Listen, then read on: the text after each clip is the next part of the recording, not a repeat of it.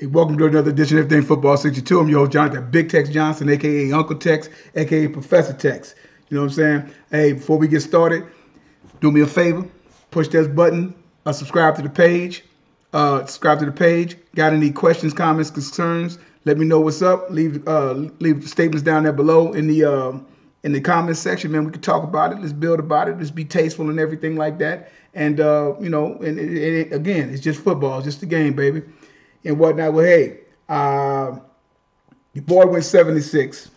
Your boy went 76 and whatnot. A couple of games that I know I shouldn't have picked, but I always got to try to do the wild card because you just never know. They come up with the unexpected and whatnot. So I ain't gonna do a big preview of last week's games like I normally, like a big review of last week's game, kind of a breakdown and whatnot of them. But I did go 7-6 and whatnot. Still have had a winning record the whole time I've been picking games, so it's been pretty good and whatnot. A few surprises here and there, but I'm getting ready because the game's getting ready to start. I'm gonna go ahead and run through this, and I got a couple of other topics that you'll see that I'm gonna discuss and talk about. But right now, let's go through these picks. New England and Pittsburgh, I got Pittsburgh getting that. Tampa Bay and Atlanta, I got Tampa Bay getting that. LA and Baltimore, I got Baltimore getting that. Detroit and Chicago, I got Detroit getting that. Indianapolis and Cincinnati, I see Indianapolis getting that one. I see Indianapolis getting that. Since it can come in there, I'm gonna get a nod to Indianapolis right now. Mayshew's playing pretty good ball and whatnot. The kid, he has some moxie. He's a fire plug and whatnot. I think he can make some things happen and whatnot. So I think they can possibly beat them and whatnot. And I think Indy's going to try to throw everything they can throw at the kid to play quarterback there who had a really big night. But, you never know. That's the beautiful thing about football. Jacksonville and Cleveland, toss-up. I don't know if Lawrence going to be playing. I don't know. This game is kind of a toss-up. You don't know what you're going to get sometimes with Jacksonville. Jacksonville is kind of iffy sometimes. That defense is suspect. Major suspect. I didn't expect them to give up all that. I thought they would be a better defense than that, and they just gave up big plays after big plays after big plays and whatnot. So you don't know what you're going to get with them, but with Jacksonville, but it's just a quarterback situation with them. I mean, yeah. Matter of fact, I'm going Cleveland. I'm going Cleveland on that one. Carolina, New Orleans. I'm going New Orleans. Houston and the Jets, going Houston. Keep with the hot hand. C.J. Stroud playing ball. Minnesota and Vegas. I'm going to take Minnesota. I think they're supposed to be getting Justin Jefferson back. Yeah, I'm going to go with Minnesota. Seattle and San Francisco. San Francisco probably going to get the nod, but don't be surprised if Seattle pulls this game out here. And I'm going to talk about the 49ers later. Buffalo and Kansas City, I'm going to go with Kansas City. I think it's time to put the nail in the coffin with Buffalo. They had a little 3 or 4 year window to do what they're supposed to do, and it's not getting done. I think if they drop another game, I think that's going to be pretty much it with them. They're going to be playing like a rat cornered in a four wall room, and when he ain't got no place to go, and death is inevitable. But they're going to do everything you got to do to try to sit up and make it happen. I just think Kansas City's going to kind of try to put it together and go ahead on it and start their winning ways and whatnot. Denver and LA Chargers, I'm going to go Denver again. I keep going with Denver because I want to see my man do what he's doing, stuff like that. I think Denver can win that. They have a chance because Kansas City did lose last week. They both lost. So still a chance with Denver. And Dallas and Philly, of course, obviously I'm going Dallas. Tennessee and Miami, I'm going Miami. Green Bay and New York, I'm going Green Bay. That should be a layup for Green Bay and whatnot. And back to the topics of what I'm getting ready to start talking about now. Is the 49ers, are they the best team in football, or are they just the hottest team in football? Now, granted, they beat Philly, beat them down-handedly. I expect a closer game than that. I expected Philly to probably edge them out 28-30, something like that. I didn't expect them to be for the Niners to beat them like the way they did in Philly. Okay? And didn't expect that at all. And whatnot. And so that's the dilemma that you got to have. The dilemma that I have. Because 49ers is supposed to be the cream of the crop. But they're the only team that's been the cream of the crop that sit up there after 5 weeks. They was 5-0 and was considered the best ball club in football. They were 5-0, and then they dropped 3 straight. No other top team has dropped 3 straight. No other top team has dropped 3 straight. They have dropped 3 straight. Now, don't get it twisted. Like I said, again, are they the best team or are they just the hottest team right now? Think about this. When they went into after week 5, and they was going into week 6, I believe, if I'm not mistaken, they lost to a Cleveland team who was 2-2 at the time. They lost to a Minnesota team who was 2-4 at the time. Then they lost to a Cincy team that was 3-3 at the time. Since everybody only talk about only people that only play certain with a record was winning on 5, all that kind of BS and whatnot. And in Cleveland, Cleveland beat them with a backup quarterback. If Deshaun Watson there, they put 30 points on them, guaranteed. But they lost 3 straight and scored 17 points in each one of those games and got obliterated by Cincinnati 31-17. Now, in the next run that they're having, it is a possibility.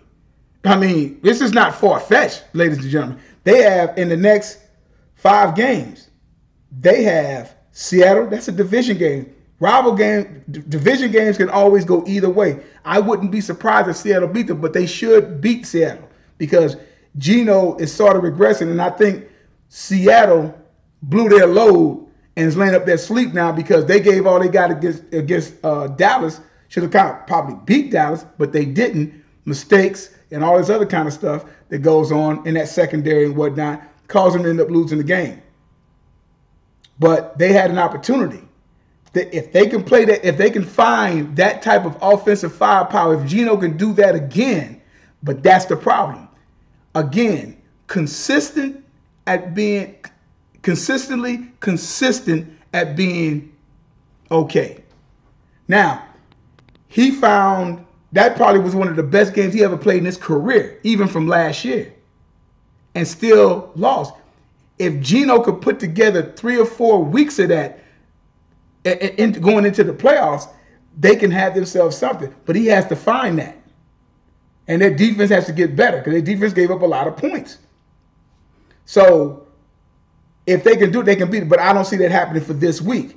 Then you have Arizona. That should be a W for them. They got to play Baltimore.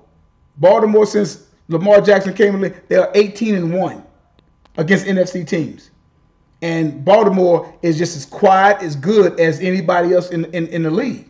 You just don't hear about them because they don't talk and nobody says anything about them. And that might be a problem for them. Washington should be a layup. And then you got Rams, another divisional game. So don't be surprised if they drop 2, possibly 3 in this span. I can see 2 games, and they should be able to sweep.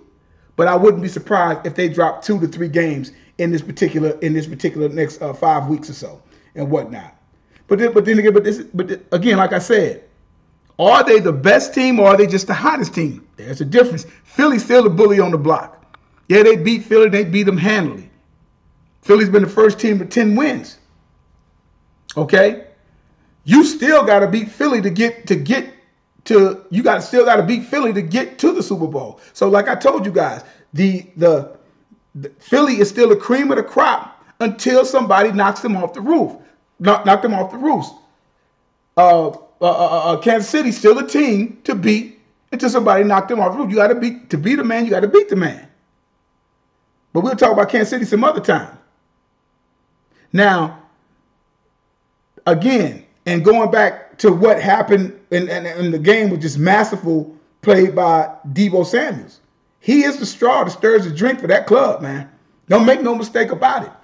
Y'all can talk about Brock Purdy. You could talk about McCaffrey. You could talk about them guys. It's that guy right there. That guy right there.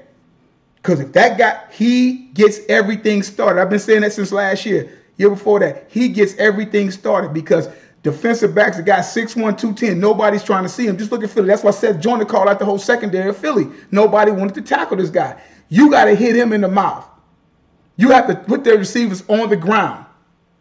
You have to tackle them well because they're so good with the yak. That's why Purdy just does that, and them guys do all of that other stuff with it. And we're right, that 41, poor tackling that linebacker on him, he should have brought him down, didn't. Then he gets beat on the wheel route. with McCaffrey. Like, you're the only linebacker there on this side. He does a wheel route, and you sitting up there looking in the backfield at Purdy. He already opened up the center throw the ball. You should have been getting on your horse, and he should have had help over for a safety, but that's another story as well. This guy's a starter, starter's drink. Deebo's only problem is Deebo has a tendency of getting hurt. I've already talked about this a couple of weeks ago. He has a tendency of getting hurt. If he's not in that lineup, that's a different ball club. But even if he's in the lineup, you have to tackle him and frustrate him, because most receivers like him, that they have to have the ball. But you got to put a hat on him, bring him down, frustrate him, knock a few balls out of his hand, and then he's out the game. And whatnot. Then you have a Yook or whatever and stuff like that. You can put a cap on McCaffrey, but it's like you got to, like I said, guys got to play up front. The best team that I seen play them defensively was that of Cleveland. They were on that ass, and that's how you have to play them. All those 3 losses, go back and take a look. All these other guys coming up here later on, who they got to play. Got to also have the personnel. Cleveland had one of the better defenses in the league. Okay, but Deebo is that guy. You talk about all them other guys. You can throw Trent Williams in there, but that's the guy that starts everything right there. He starts everything, and with the 3 touchdowns and what he had against it, he's a one-man show. Okay, and whatnot. So that's what I'm talking about there when we start talking about that. But this is also a funny year, to where you have a lot of star quarterbacks that have went down. Now again, going back to San Francisco, again, I'll say this again. Are they the best team? Because it's about winning. Are they the best team? Because I don't give them the best. You can't give a team the best team. You can say they're the hottest team. They haven't won anything yet. They haven't even yet wrapped up their division yet. Okay? They're 9-3. Dallas is 9-3. You know what I'm saying? So again, you have to win something to be the best team. The best team in the NFC, as far as that goes right now, is the Philadelphia Eagles. Who's playing better football? The 49ers is playing better football. Right there with Dallas and whatnot. But at the same time, Philly is basically in the driver's seat, and they will be going into the playoffs. And you have to beat them. Once you beat them, you take them out of the equation, and then you can. Who determines who's the best team in the NFC or in the AFC? Is in the conference championship game. Until then, the defending AFC championship, the defending NFC champion is the Philadelphia Eagles, and they are the team to beat right now.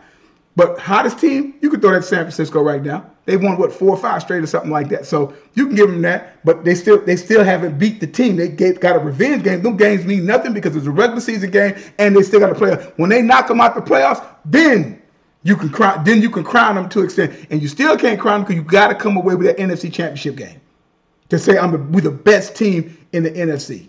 Okay, and then like I said, but this has been a quirky year to where a lot of other quarterbacks is making, whether it's Brock Purdy and whatnot, and the kid, I got to give it to him. I wanted to sit up there while he's played.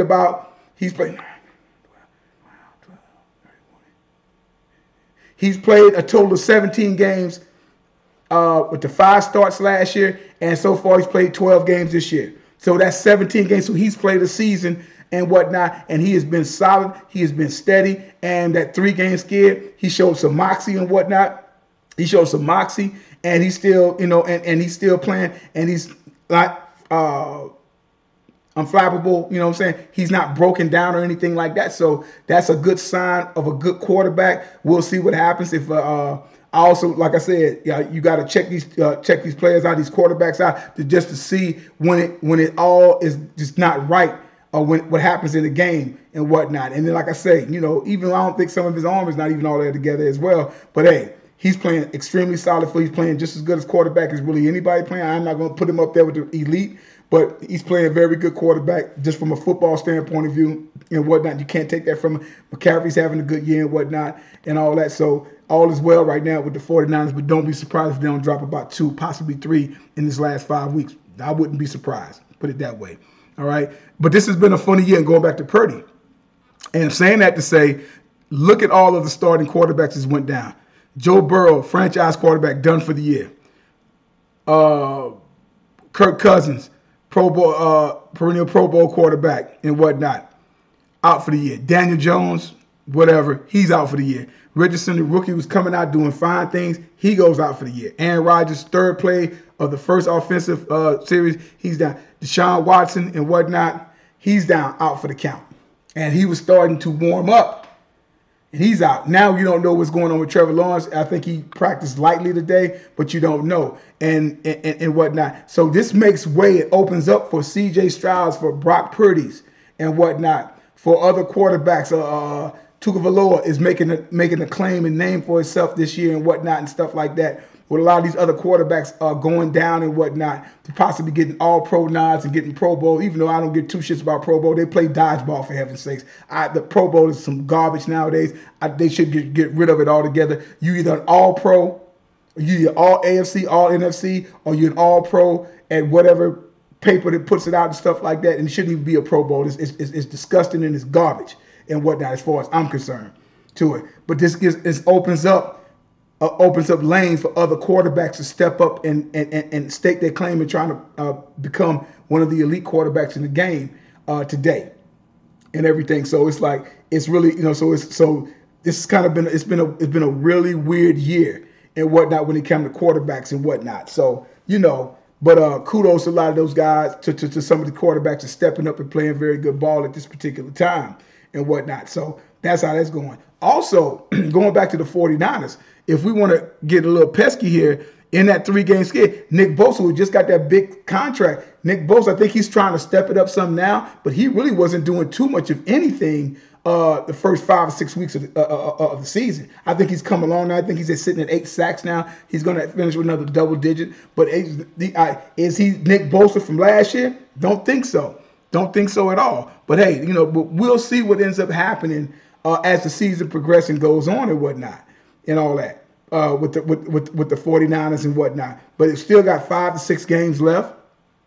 And we will see. There's a lot of big games going to be coming up this week, like I already went over them and stuff like that. But don't be surprised. Like I said, I'm picking the Niners to beat the Seahawks.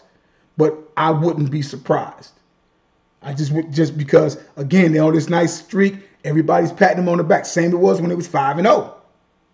Everybody patted them on the back. They're the toast of the town. And then they laid 3 straight eggs. I don't think they do that, but I still see they can possibly lose about 2 games out of that 5-game stretch. I just feel that way. Possibly 3, but I think I'm seeing 2. But we'll see what happens with all that, though, and and whatnot. So yeah, so that's one of the things there that is to talk about there. Got Fred Warner. So they are one of the hottest teams and one of the best teams and whatnot. But again, Philly is still the team to beat. In the AFC, Kansas City is still the team to beat. Because the only other, because quiet is kept. Like I said, Baltimore is doing it. Quiet is kept, but nobody's talks about them because it's not considered pretty. They're just getting warmed up. Everybody, OBJ and all them guys are just getting there. They say, okay, we feeling it. Okay, we doing this and we're doing that. You got that. You got Houston believing, but they're still extremely young. And you got a rookie quarterback, and you got to know somewhere along the line a bad game is going to happen. When things look like it's going well, bad things is going to happen. So the kid is smooth and everything like that. They've already lost, I think, what's my man, Tank Dell, nice wide rookie wide receiver. They got, and all that. So we're going to see what happens with them as well and whatnot. But, it's getting ready to heat up even more so and whatnot at this particular point in time. But yeah, but that's my little rant on that and everything, man. We're getting ready to watch this game coming up here. It's probably already on right now and whatnot. But yeah, man. But, like I said, though, so we're going to see what eventually ends up happening with the Niners and whatnot and everything. But I'm a Deebo Samuels fan from a football standpoint of view and whatnot, and all that. The only thing about Deebo, like I say, he has a tendency to get hurt. He has that tendency to get hurt. Hammy, shoulder. It's always something when you don't want it to happen and then it happens and whatnot. So, so you got to think, is he possibly going to get hurt again? So that's kind of the thing with them because you had that. McCaffrey is held up pretty good this year. He's held up all this year, I should say. He's held up for the first time in the first couple of years. I think he did pretty decent last year, I believe. But we'll see what happens with him. See if he's on a hold up and whatnot because a lot of players start breaking down at this particular point in time. But hey, man, we get to this game and whatnot. Probably come back. I told you about the Hall of Fame show. I'm going to end up probably doing that this weekend, but a lot of stuff going on. I'm going to try to get to that, get my 4 or 5 guys that should be going in this year and whatnot. And I'm gonna throw an old timer up in there. But like I tell you guys, there is no GOAT, there's no greatest of all time as long as time is still going on. And I tell you guys all the time, numbers don't lie and get emotional. People do. You guys have a good one, and we will talk with you later.